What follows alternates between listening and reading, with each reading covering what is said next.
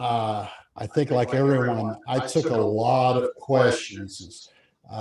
First thing I thought about is ugly wins. Where does this rank in ugly wins? I think of Army a few years ago under Dennis Franchione. I mean, I was just a little mesmerized as this unfolded.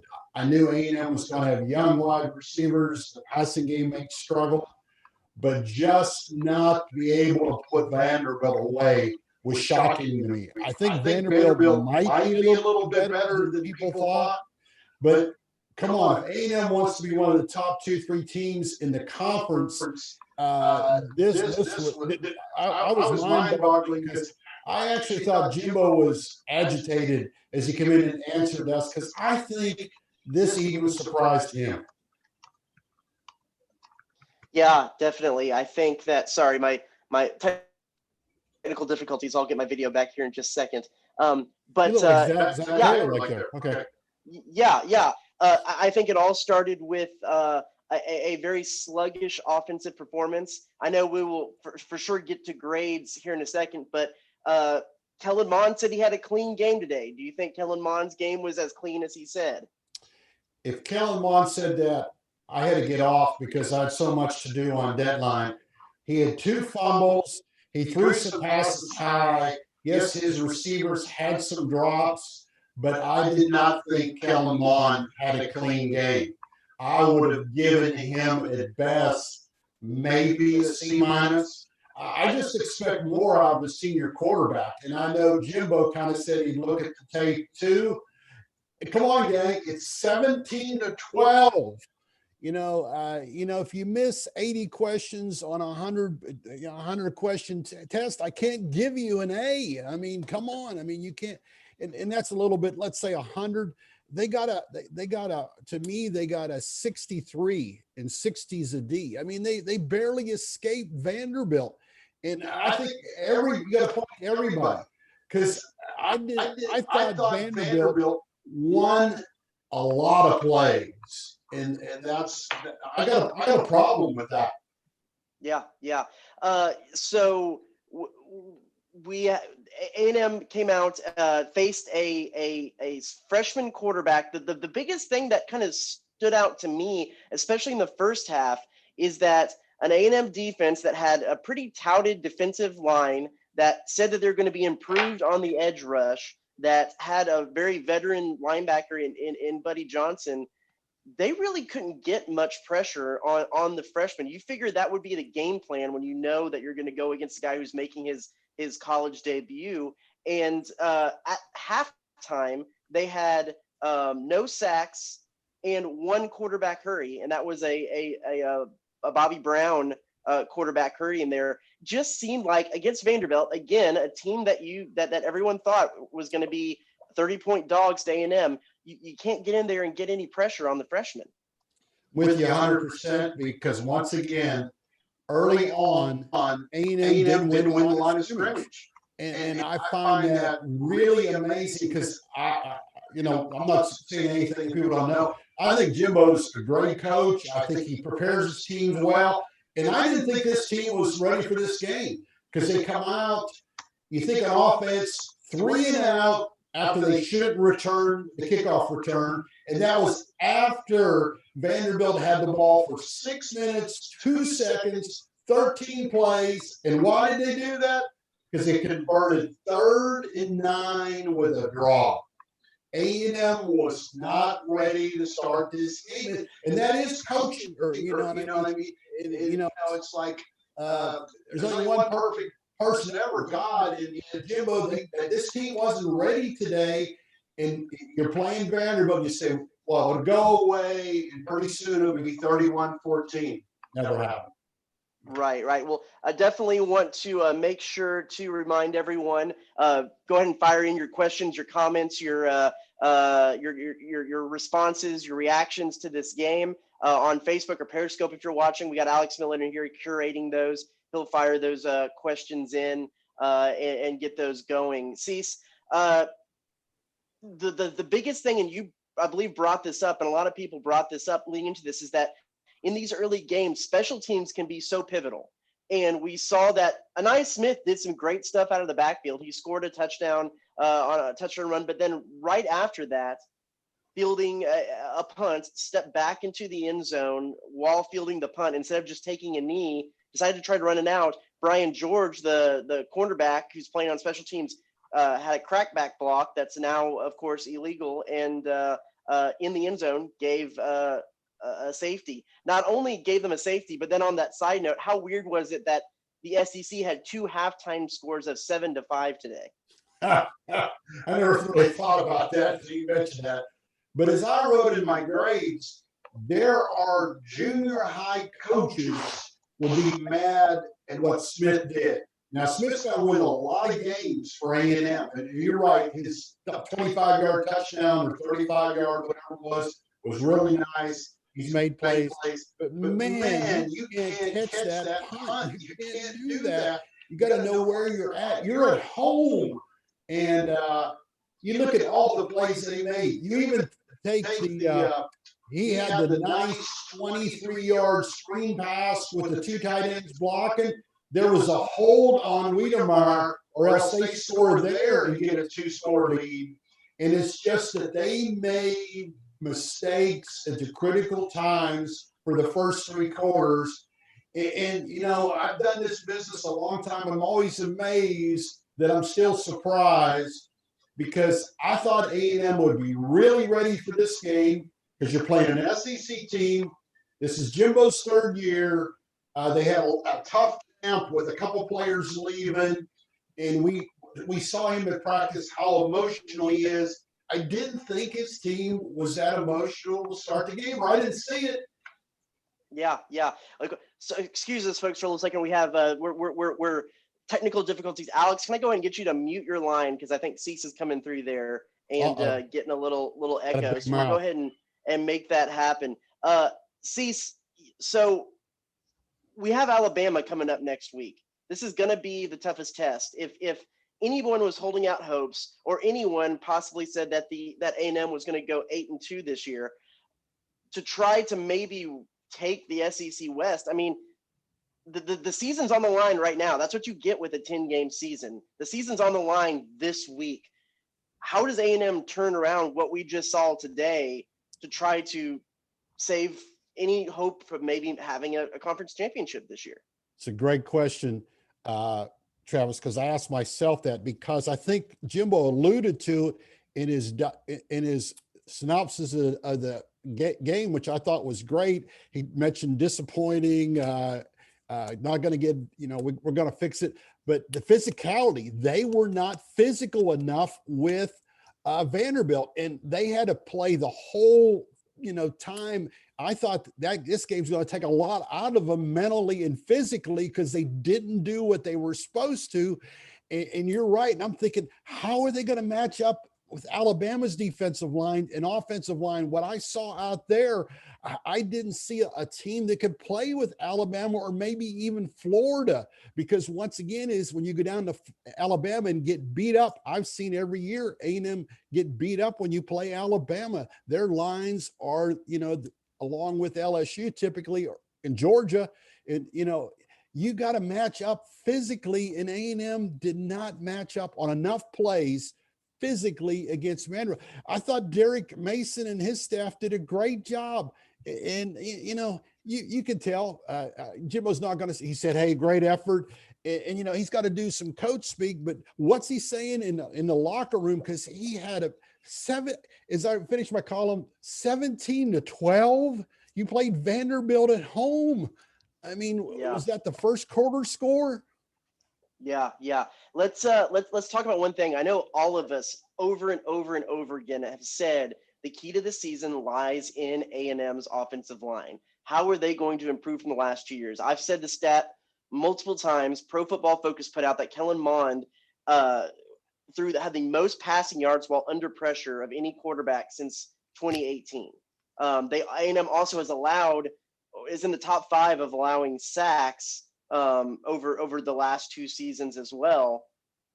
How do you grade what this offensive line did? Because I leaned over to you during the game and said, I don't really know what to do with this because it was a little bit up and down. There was times that they definitely looked like they were improved, but then there was times that, especially in trying to establish the run, it didn't seem like it was quite there. What did you make of the offensive line? Great question, because we talked about that, and we talked about Alex, and Darren Benson was out with us, part of the team tonight. I said going into this that if you're A&M, they're going to have to throw the ball a lot tonight to get ready to beat Alabama and Florida, because they're not going to be able to line up between the tackles and give the ball to Spiller and Smith a lot.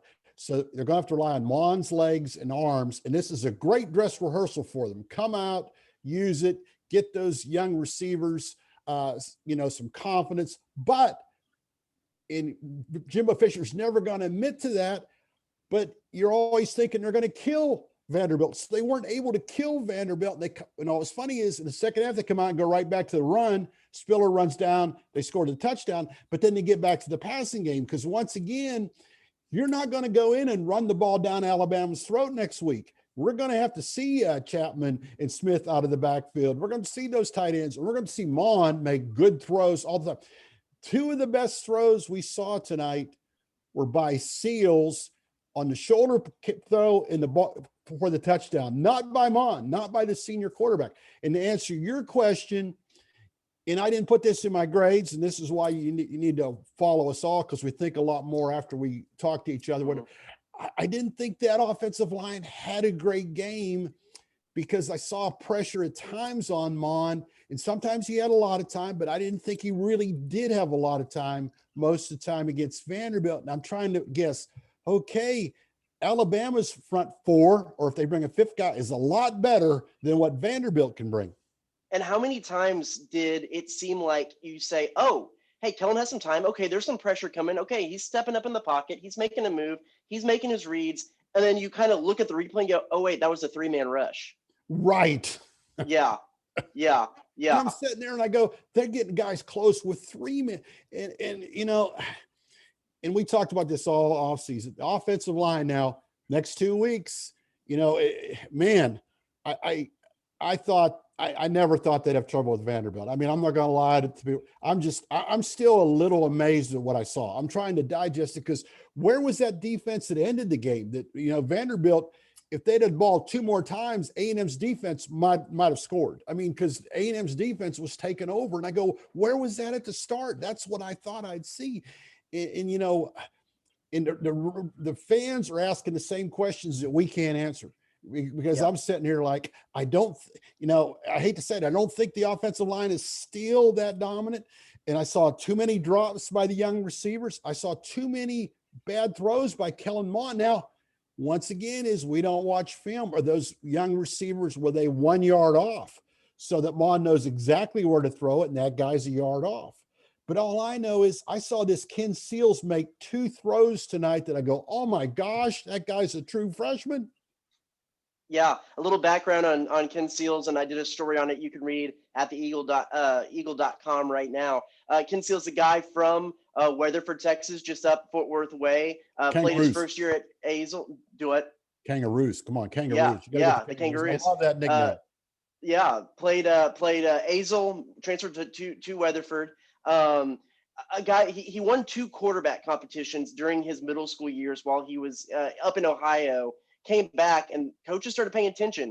When I was covering TCU for the 4-Star Telegram, I'm over at a TCU summer camp where they have all the recruits and the commits and stuff come in. They're working out, and I have this dad come over to me and another reporter I know. They say, "Hey, you need to come see this kid." And I'm like, rolling my eyes, like, okay, some other junior from Fort Worth Trimble Tech that someone wants, whatever. And they bring me over, and I see this kid who's half as tall as everyone else, who's zinging passes here and there, and I say, okay, well, this might be something. This is a 7th grader who has Sonny Cumbie over here smiling and talking. And then turns out he's really, really smart too. And he's getting offers from Princeton and Harvard. And so his parent, he wanted to play D1 football, big Power 5 football. His parents said, hey, think 40 years, not 40. And so Vanderbilt kind of fit right there in the middle of good academics and getting to play SEC football. He was high on A&M. He liked A&M. His dad said he had conversations with Coach Dickey. Jimbo Fisher said he came to A&M camp, and Jimbo Fisher said he liked him a lot. He impressed me. I mean, that is a quarterback who in a year or two is going to be one of the names that we're seeing at SEC Media Days and we're talking about. And you go back and watch the film on his first interception, I think it was down near the goal line. If the receiver breaks in where Seals thought he was, that'd have been a touchdown because he was going to be open. And I guess I'll ask you a question. Other than the defense for A&M coming up in the fourth quarter and actually, to me, winning the game, and I just saw this, what did A&M do well that you can build on? I mean, and I never really thought about it. What did they do? Anything else besides that defense in the fourth quarter stepping up that you go, oh man, that was great that they did that? I mean, the only thing that I mentioned in my three takes, and that is kind of one lone bright spot was Aaron Hansford, the guy who stepped in for Anthony Hines at linebacker when Anthony Hines opted out 6 days ago, and he co-led with Buddy Johnson tackles with 11. The other thing that gives me some intrigue that I think could be something, and it's something we talked about before the season as well, and it seemed to work out like we thought it would, is that two-back set on offense with Aniyah Smith and Isaiah Spiller. If you look at most of the big runs that Isaiah Spiller had, I do believe came out of that two-back set because you can have with the offensive, they had no gaps to run up the middle with the offensive line through the first half. They had to run out around the outside and didn't really have a whole lot of success there. But when you put both those backs in there, you have Aniyah come around the back and run out like he could take a pass in the flat. One of Spiller's big runs, Aniyah came around the back, went out the outside, and the linebacker took 4 steps that way and immediately stopped and was all twisted around when he saw that the ball went to Isaiah Spiller and he went right up the middle. I don't know that's not going to be something that's going to work a lot because you can only do that so many times. It becomes a triple option type. It's really just an RPO version of the veer. But it opened up some running lanes where there wasn't any otherwise. And I think that is something that could have some limited success moving forward. I guess I can ask a question to you and Alex, and I know you guys do a great job keeping up on this. Did another offensive lineman play, and were there any players, I know you guys kept up on us, any players that didn't play tonight that we thought we might see in the game? Yeah. Well, I'll start out with the 2 guys that clearly were injured was Hezekiah Jones had a boot on his left foot. Mon mentioned that was one of the reasons, not only with Osmond opting out, but Hezekiah Jones was going to be the next big guy. A lot of people talking about big things coming from him over fall camp. He had a boot on his leg. We needed to ask. That'll be a question for Monday on what's going on with Jones and how long he'll be out. And then Luke Matthews, backup center, had his right arm in a sling. And that is the 2 people that were most visible. Alex, you were keeping up with the other guys. What did you see out there? Yeah, definitely no starters out tonight for A&M, which was a plus for them. But there were quite a few backups that were missing, especially on defense. You go down the list, defensive tackle Josh Rogers was out, Braden Mowry was out, defensive end. You had some defensive backs, freshman Antonio Johnson, Clifford Chapman, senior, he's been a veteran, and freshman Josh Moten. All those guys were not available tonight. And so, there was a little bit of lack of depth on defense, I guess you could say, but the defense, and especially the secondary with Damani Richardson and Leon O'Neal coming up with those interceptions, those were pretty big. And so A&M didn't really have any troubles not having those key backups per se. But yeah, Matthews was a guy that we thought would compete for that starting center job, and he's not playing. He's had his arm in that sling. We don't know how long he'll be out. That'll be something to ask coach on Monday. But McCollum started at center, and it seemed like they had the same 5 throughout the whole game. I didn't really notice any major changes. A&M seemed to be rolling with the same squad the whole night. Yeah, and they didn't make any changes. The other notable thing on Mon's fumble where it kind of he got his kind of a strip sack type situation. Really, Dan Moore got pushed back into him over at left guard, and so that was kind of more of a. And Jimbo mentioned that that's kind of more of an offensive line fumble than it is necessarily a Kellen Mond fumble. But when he had that fumble on 4th and 1, it reminded me of when he ran into Spiller when they played Arkansas last year. Once again, is you would expect a clean handoff between your senior and what have you, and 4th and 1 after the timeout. That was just one of many ugly plays that you go like, man, if you can't pick up 4th and 1 at home, less than 1 at home against Vanderbilt, how are you going to go pick that up in Alabama? And I know you get the kinks out, but man, they just had so many plays that I just shook my head and I go, what is going on with these guys? And you want to think, well, the light was going to go on, but it didn't. And I think what you said, if you looked at, you had a grade Mon and you had a grade Seals, it's not like the true freshman was that far behind the senior starting his 35th game or whatever. And I think that's a concern if you're A&M and you're going to Tuscaloosa next week. Yeah. Let's close out with. There's a lot of stuff we can talk about. I think, Cease, you hit the nail on the head when you said, what necessarily is there to be what can A&M be happy about in this game? And there's really not that much. One thing that A&M fans can be happy about is the fact that there was football back here at Kyle Field, and there was fans in the stands to be able to watch it. There was media here to be able to cover it. They had a football game. Alex, I know you worked on a story that'll be in the Eagle tomorrow about the experience of getting football back and having fans in the stands. We need to go out and verify this, but as of right now, this is probably one of the largest sports gatherings that have happened in the world since COVID came back, with how many people. And I know we don't have a final exact total of the attendance yet, but you talked to some people. Alex, what did you hear about how everything was run today to get this thing off the ground?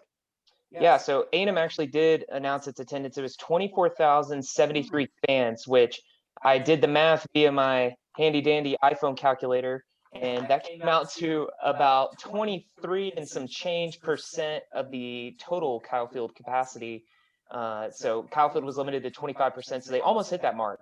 I wrote that story and trying to get the feel of the unique, odd game day experience, and talked to some fans that were at the game, some season ticket holders that had had tickets for a long time. I think everybody was just really excited to be there.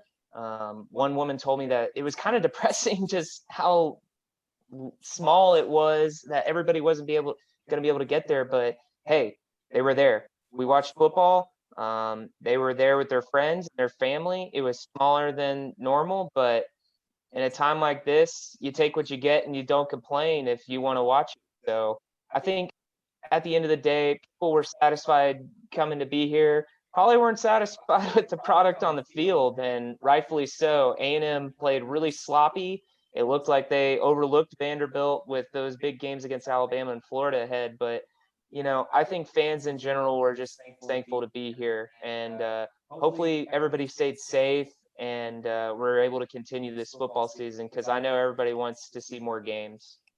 I was surprised with how much volume was coming from the stands. Yes, it didn't sound like that huge roar. We didn't get the press box sway during when the Aggie war hymn, but there was noise, and you could hear what the fans' reactions were to the game. You could hear the ebbs and flows of the games and the fans, and I kind of wasn't expecting that. I kind of was expecting it to be a much lower buzz, and I was pleasantly surprised. If I was looking at the field and not really paying attention to the stands, I wouldn't necessarily think that things were going differently. Yeah, Cease, what do you think? I had a lot of smiles because we're doing football. As I said, I did a pregame show, and I know you guys did shows and did things. And here we are doing a postgame show. So football's back. That's great. And I did chuckle to myself when the fans cheered when Smith let the punt go over his head the second time. And I go, we're back in football. That's great. And I know people are upset about the Aggies, the way they played. But hey, we're seeing football. A&M won a game. And I know it's about as ugly a win as you're going to see. One of the ugliest wins I've seen of the team I'm covering. You know, there's been ugly wins. There's always ugly wins. But when you cover a team and you know what the expectations are, but you know, football, we're here. Next week they play Alabama. The following week, Florida comes to town. I mean, oh my gosh, I watched a lot of football before I came out here. It's great. Well, everyone, my earpiece is telling me that battery is low, so charge your microphone. So that probably is a good sign. Let's go ahead and shut this down and let's go home. Thanks everyone for joining us. We'll be back with these every time. We'll be socially distanced like this, so it'll be a little bit weird. But also, we have to throw out there, and I know we haven't really officially gotten to do this, but welcome Alex Miller to the team, the Eagle coverage team. He'll be out here, be helping us out as much as he can, and when we're on the road, he'll be producing from home. So glad to have Alex Miller now on the Eagle team, and good to go. So good work, Alex. Thanks, Travis. I appreciate it. He's our Ken Seals. Really good. Yeah. So thanks everyone for watching. Again, we'll be back. So have your questions come in, and we'll get those midweek, and then me and Cecil will be out in Alabama, and we'll see what happens out there. Be sure to check theeagle.com for all our write-ups, videos, reaction from the game tonight, and as we move into next week and Monday when Jimbo Fisher talks to us again. Everyone have a great night, and we'll talk to you again soon.